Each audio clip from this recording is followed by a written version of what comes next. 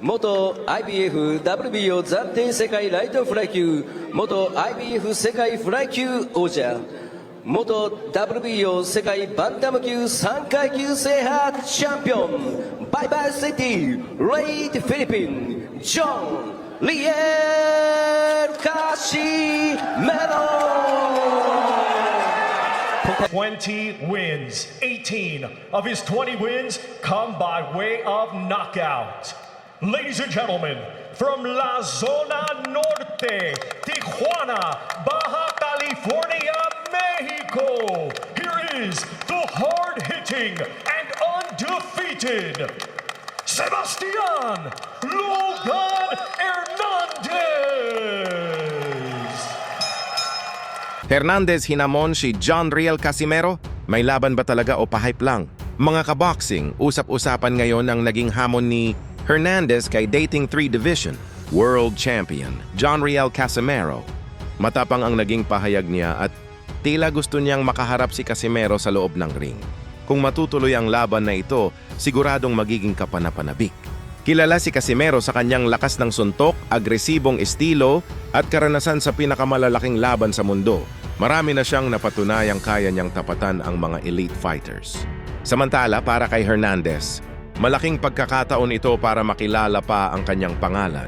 Ang paghamon sa isang veteranong tulad ni Casimero ay maaaring magbukas ng mas malalaking oportunidad sa kanyang boxing career.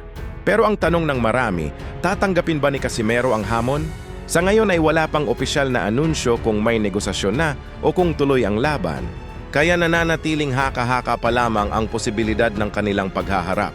Kung sakaling mangyari ito, hindi maikakaila na magiging exciting ang laban.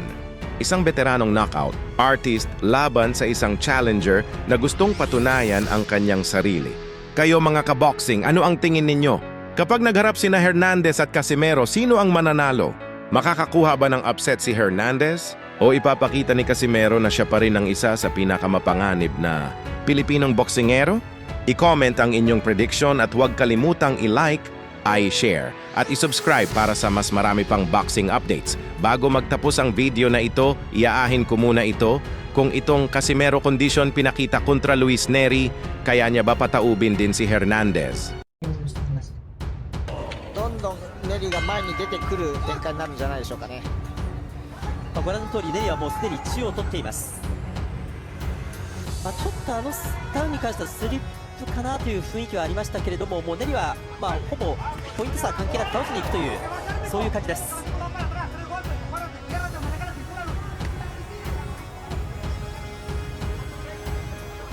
詰めていくネリ。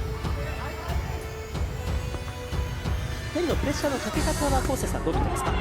そうですね、基本的に今はもうこのカシメロのパンチも慣れてきてますし、左だこれは全員クリーンに捉えた。それでも壊しましたね。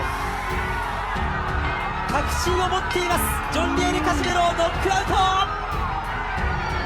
最後は左のカウンターフック見事に捉えた。